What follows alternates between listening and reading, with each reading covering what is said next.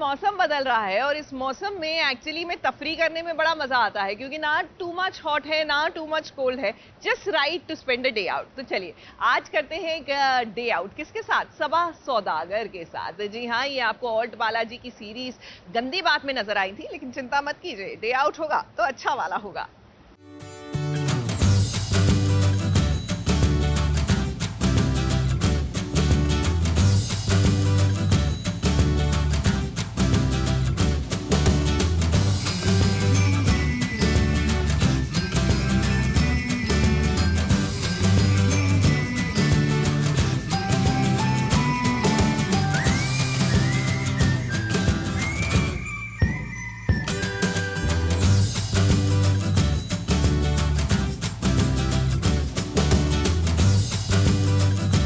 SBS के fans जानते हैं कि SBS ने डिजिटल प्लेटफॉर्म के लिए एक नया टाइम स्लॉट रखा है 3 से 3:30, और इसी टाइम स्लॉट में हमारा सबसे पहला डे आउट है सबा सौदागर के साथ, जो ऑल्ट बालाजी की कई वेब सीरीज़ कर चुकी है। क्रैकडाउन में भी वो नज़र आ चुकी है। Good morning. And good morning. I am very excited to do your मेहमान नवाजी।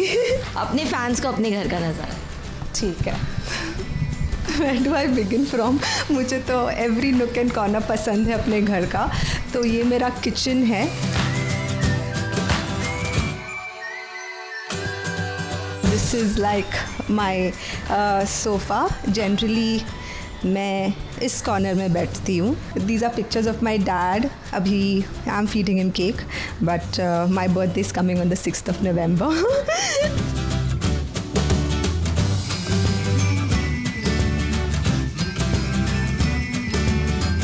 That's my wall of fame. Unfortunately, my father is no more. He passed away in 2013. So I have this picture of him which says "Together Forever."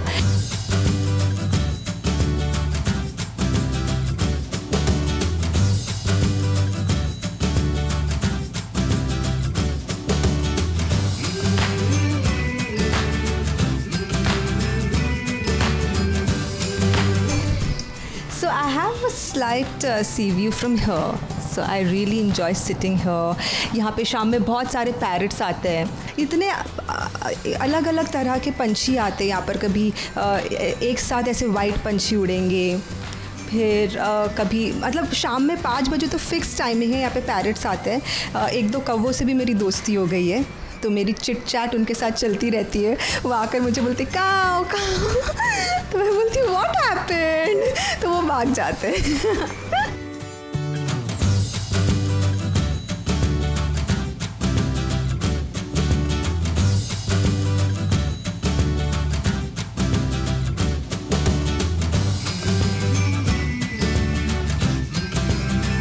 This is my room.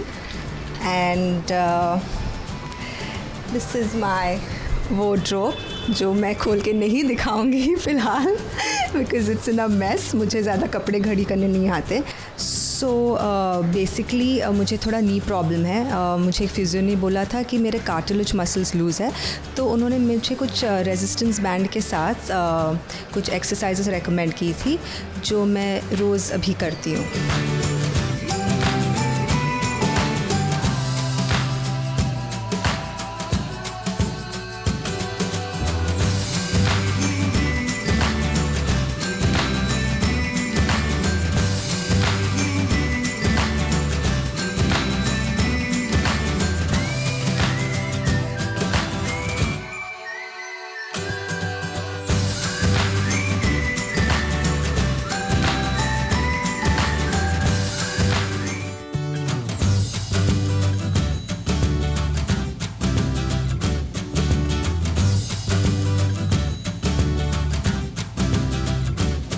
Basically मैंने खुद अपना ये जो घरेलू side है, जो बोलते हैं ना घर गृहस्थी वाला, वो मैंने खुद अभी अभी एक्सप्लोर किया है। और मुझे और मेरी पूरी फैमिली को यही लगता था कि मैं बस गुड फॉर नथिंग हूँ, मतलब घर गृहस्थी से मुझसे कोसों दूर है। बट वो सब भी बहुत शॉक्ड हो गए जब उन्होंने मेरा ये साइड देखा। एंड मैं इन्जॉय करती हूँ ये करना, ये मजबूरी नहीं है मेरी, यू नो।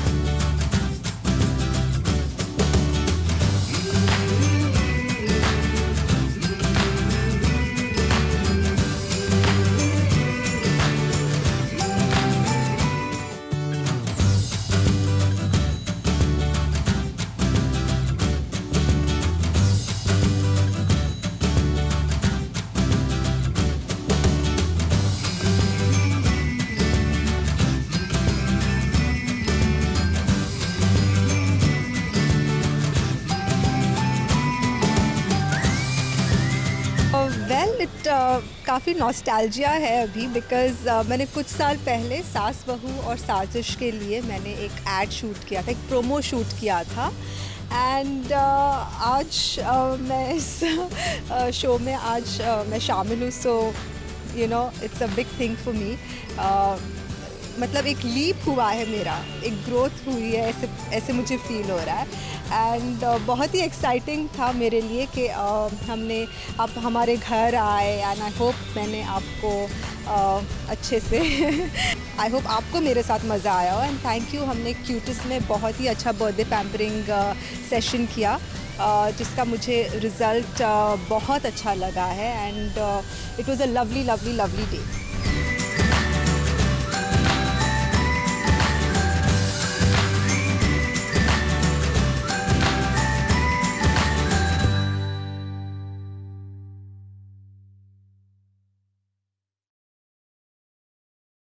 अच्छा, कई बार ना कहानी लिखने वाले भी क्या कमाल लिखते हैं। मैं सोचती हूँ कि इनकी सोच शुरू कहाँ से होती है। अब जरा देखिए हमारी वाली गुड न्यूज़ में क्या हो रहा है। एक तो बुआ जी आ गई हैं, माय गॉड सीरियसली अगर किसी के घर जाए ना तो कम से कम ये टीवी वाली बुआ बन के ना जाए, क्योंकि ये जहाँ जाती हैं प्रॉब्लम्स क्रिएट करती हैं। तो बस ये हमारी वाली गुड न्यूज़ में भी बुआ आ गई है, और शादी के इतने सालों बाद निकाला है इन्होंने कुंडली दोष, और अब होगा घर में बवाल।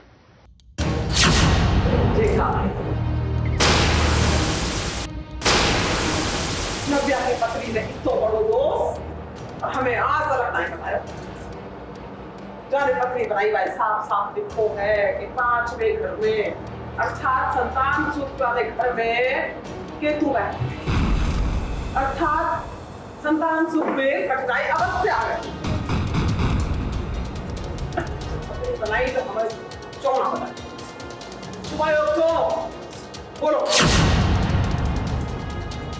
बुआ जी को आज कोई रोकना नहीं, उनका गुस्सा 7वें आसमान पर है, क्योंकि उनके हाथ नव्या की कुंडली जो लग गई है। अब नव्या की कुंडली में इन्हें साफ साफ नजर आ रहा है कि उसके माँ बनने में बहुत सारी प्रॉब्लम है। फिर क्या बुआ जी इसी बात से नाराज हो गई और रेणुका पर बरस पड़ी कि अब तक रेणुका ने बुआ जी से ये बात क्यों छुपाई।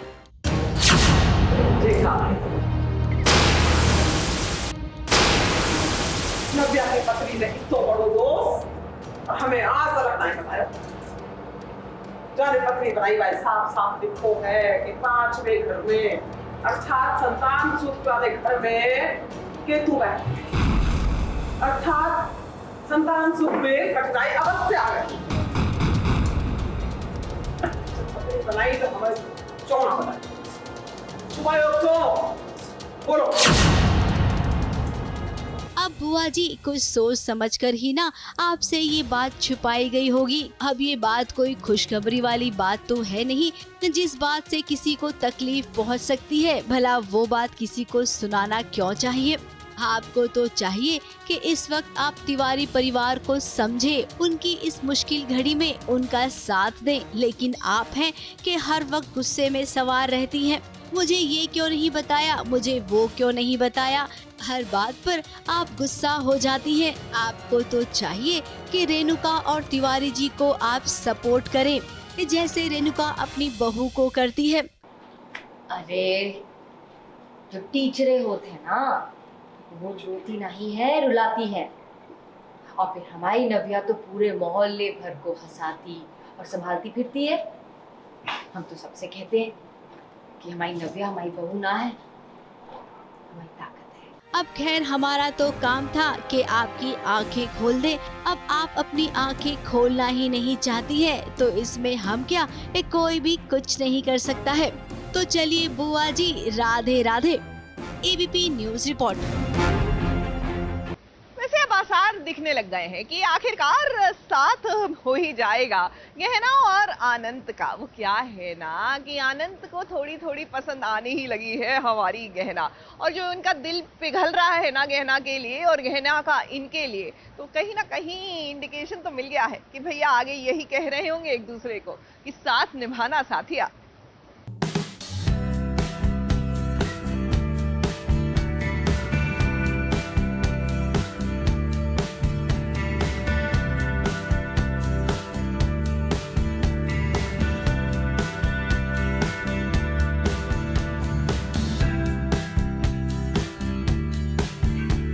गहना अनंत की साथिया बनने की ओर एक एक कदम आगे बढ़ती जा रही है।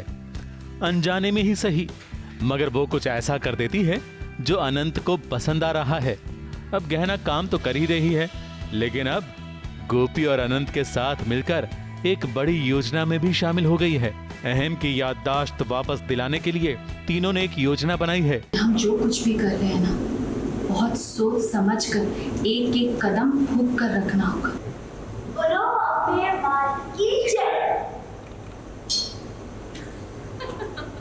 जय।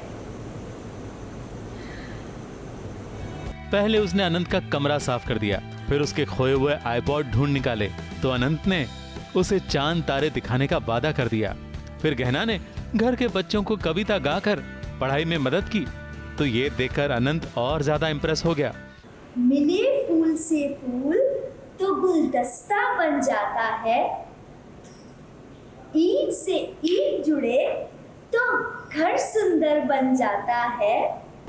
अरे वाह गहना, तुम तो बहुत अच्छा पढ़ाती हो। मगर क्या फायदा, अनंत की भाभियां तो कुछ और ही प्लानिंग में हैं। गहना को धमकी दे रही हैं कि अनंत गोपी सब 2 दिन के मेहमान हैं, बाद में तो उसे यहाँ इनके साथ ही रहना है। तो उन्होंने तो गहना को चुपचाप घर के काम करने की सूचना दे दी। गहना, ध्यान से इस बात कान खोल के सुन ले। ये जो फाइल, गोपी, अनंत, ये लोग है ना, ये इस घर में कुछ दिन के ही मेहमान हैं। उसके बाद तो इस घर में हम ही रहने वाले हैं। अब गहना काम तो कर ही रही है, लेकिन अब अम्बे माँ की कृपा होगी तो इन तीनों की कोशिश अहम की याददाश्त वापस लाने में मदद करेगी। ABP news report. देखिए, जब तक प्यार में थोड़ी सी टकरार ना होना तो मजा आता नहीं। जरा सोचिए, हर कोई सारा टाइम लवी डवी सा रहेगा तो उफ, थोड़ी सी सिचुएशन ना डायबिटिक हो जाती है। इसलिए वो प्यारी प्यारी सी नोक झोंक लगता है कि गुड्डन और अगस्त्या के बीच में भी शुरू हो गई है। अब थोड़ी सी टकरार होगी, आगे जाके प्यार होगा, तभी तो कहानी में मजा आएगा।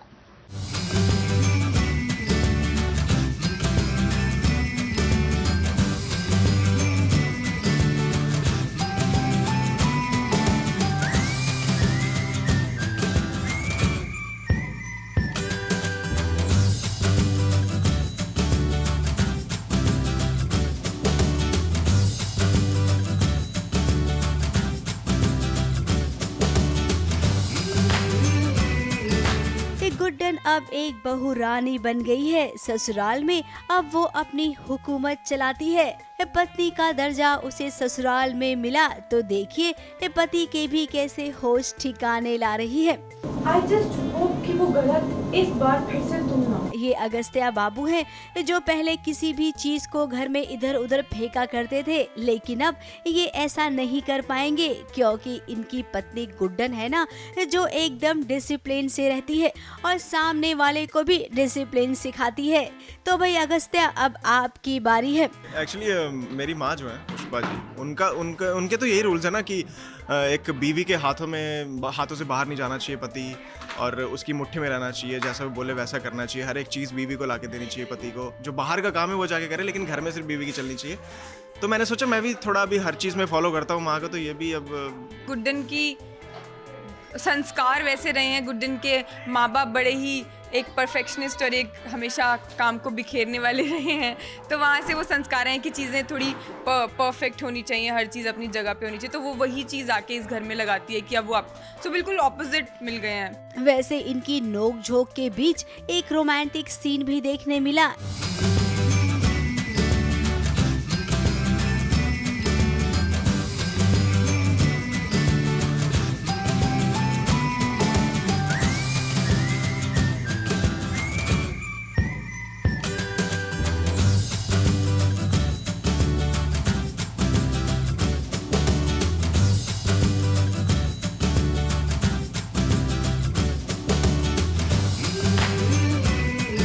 लोग चाहते थे कि हम दोनों थोड़ा क्लोज आना स्टार्ट करें, गुड्डन और अगस्त्या, थोड़ा मिले, एक दूसरे के क्लोज आए, उनमें नोक झोंक तो होती रहती, लेकिन प्यार भी हो, तो वही बस स्टार्ट हो रहा है। गुड्डन ने फैसला ले लिया कि ठीक है, अब शादी हो गई है तो मैं शादी को निभाऊंगी, शादी में रस्मों को निभाऊंगी, पति पत्नी के रिश्ते को निभाऊंगी। एंड जब उस रिश्ते को निभाने के लिए वो रेडी हो जाती है तो ऑफकोर्स पूरे मन से पति मान लेती है। एंड उस बीच फिर राशि को अपनी बेटी मान लेती है कि ठीक है, अगर वो मुझे इतने मन से माँ मानती है तो मुझे भी अपनी बेटी मान लेना चाहिए। तो जब ये माँ, बेटी और पापा मिलेंगे तो यस, वो आपको पारिवारिक नोकझोंक भी देखने को मिलेगी और थोड़ा थोड़ा रोमांस भी ऑफ कोर्स देखने को मिलेगा। ये रोमांटिक सीन और भी लंबा बढ़ता, लेकिन बीच में राशि आ गई। अब छोटी बच्ची के सामने तो रोमांस कर नहीं पाएंगे। गुड्डन और अगस्त्या से हम तो यही कहेंगे कि रोमांस करने के आगे और भी मौके आएंगे। अभी तो शुरुआत हुई है, ये देखना आगे आगे आप दोनों की ट्यूनिंग कितनी अच्छे से बैठती है। मुंबई से नेहा सावंत के साथ एबीपी न्यूज रिपोर्ट। किस तरह बॉबी देओल ने और प्रकाश झा ने दिया है करारा जवाब करनी सेना को, जो यहाँ कल विरोध हुआ था आश्रम सीरीज को लेकर, और आज दिया है प्रकाश झा ने जवाब। देखिएगा जरूर।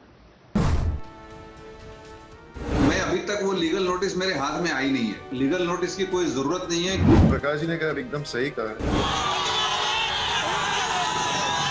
सोसाइटी कितने चीजें जो गलत होती हैं, कितने इनोसेंट लोगों का फायदा उठाया जाता है, बुरे लोग, उनके बारे में ये कहानी है। हमारे धर्म को आहत ना करे कोई।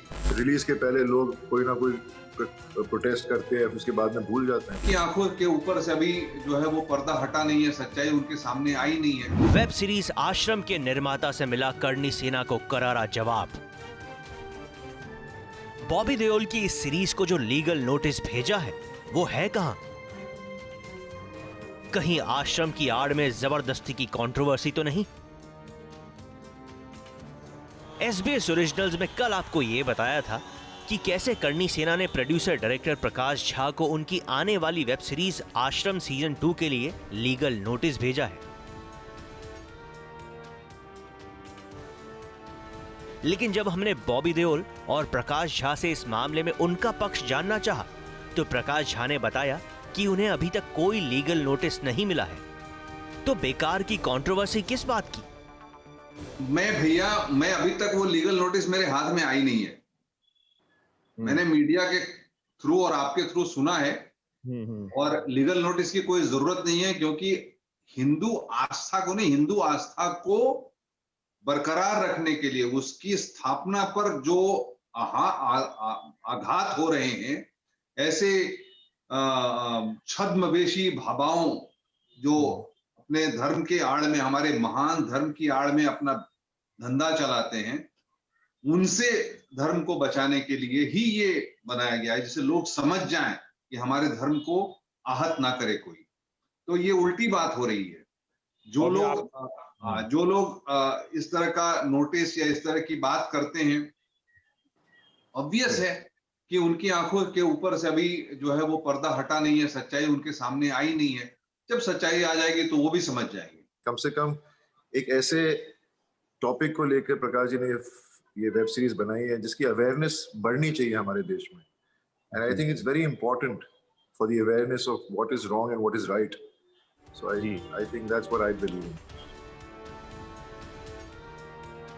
बॉबी और प्रकाश के हिसाब से ये सीरीज ऐसे बाबाओं के आश्रम की सच्चाई खोलती है जो सिर्फ लोगों को बेवकूफ बनाना जानते हैं, लेकिन उन्हें ये नहीं पता था कि सच्चाई दर्शाने की कीमत होगा एक लीगल नोटिस।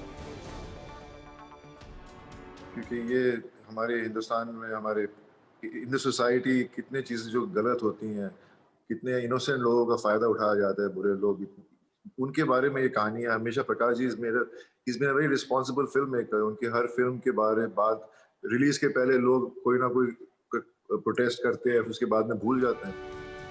भले ही ये सीरीज कंट्रोवर्सी में फंसी हो, लेकिन 40 साल बाद खुद धर्मेंद्र ने ये सीरीज देखकर प्रकाश झा के साथ काम करने की गुजारिश की है। It has been amazing. पापा मम्मी सब इतने खुश हैं, सबको इतने मैसेजेस आए हैं, सबसे, उनके दोस्तों से, फ्रेंड्स से, मेरे कजन्स, और ऐसे लोग जिनसे मेरी 1 साल तक बात नहीं हुई थी, उनके मैसेजेस आ रहे हैं कि कितना खुश हैं मेरे लिए कि ये सीरीज सबको इतनी पसंद आई है और इतनी सक्सेसफुल हुई है। आपने अभी जिक्र किया कि पापा ने भी सीरीज देखी है, जानना चाहूंगा कि क्या उन्होंने खास कहा ये आपका किरदार देखने के बाद? उन्होंने कुछ एपिसोड्स देखे और उनको बहुत पसंद आए और बस कहते कि बस ऐसे अच्छा काम करता रहे तू, बस प्रकाश जी से कहे कि उनके पास कोई अच्छा सब्जेक्ट है तो लिखे हमारे लिए, हम सब कुछ करते हैं। 11 नवंबर को रिलीज होने वाली ये सीरीज क्या रिलीज के पहले किसी बड़े बवाल में फंसेगी या कंट्रोवर्सी इसे दूर से ही टच करके चली जाएगी? ये आपको जल्द ही बताएंगे, सिर्फ यहाँ और कहां। मुंबई से रवि जैन के साथ एबीपी न्यूज रिपोर्ट। और लीजिए, अब तो हमारी अनुपमा को देखकर ना आपको वो वाला गाना याद आएगा कि पग घुंघरू बांध कर मीरा नाची थी। वैसे अगर आप थोड़ा लेटेस्ट गाना याद करना चाहे तो ऋतिक रोशन का वो घुंघरू वाला गाना भी याद कर सकते हैं। इन शॉर्ट घुंघरू की बात इसलिए हो रही है क्योंकि पैरों पे घुंघरू बांध दिए हैं अनुपमा ने, और अब वो लेने वाली है हर किसी की क्लास, डांस वाली क्लास। आई मीन दूसरी क्लास तो अपने पति की ले ही रही है, राइटफुली सो, लेकिन क्योंकि अब वो आत्मनिर्भर बनना चाहती है तो बच्चों को सिखाएंगी ताता धिंदा।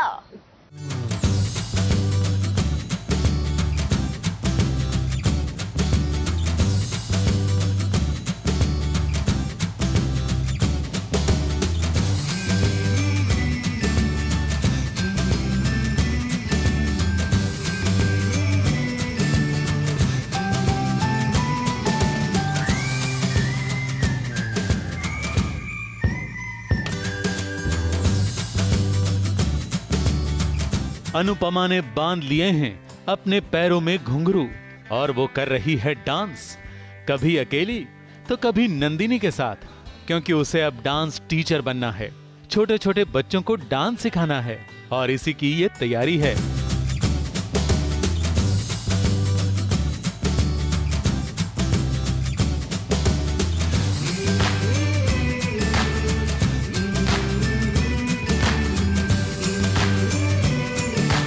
अनुपमा को ये तैयारी करवाई उसके बेटे समर ने, क्योंकि अनुपमा को जब अपने टूटे हुए घुंघरू मिले तब समर ने आकर मां का हौसला बढ़ाया, ऑनलाइन लोगों से इंट्रोड्यूस करवाया।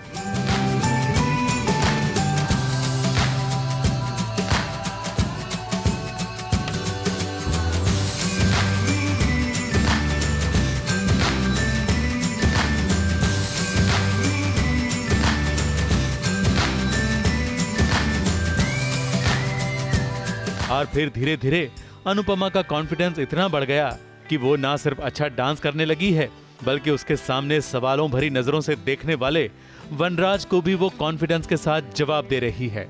अब जो अनुपमा आपके सामने खड़ी है वो ना तो थकेगी, ना रुकेगी और ना ही कभी हार मानेगी। वनराज तो अभी भी काव्या के प्यार से उबर नहीं पाया है। हालांकि वहां भी वो गुस्सा तो करता है, मगर काव्या उसके गुस्से के सामने गुस्सा दिखाकर वनराज को ठंडा कर देती है और वनराज अपनों को और अपने लोगों के फोन कॉल को भूलकर काव्या की बाहों में खो जाता है।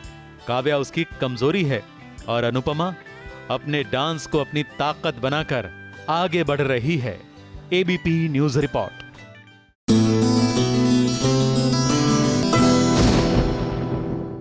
ये है एबीपी न्यूज, आपको रखे आगे।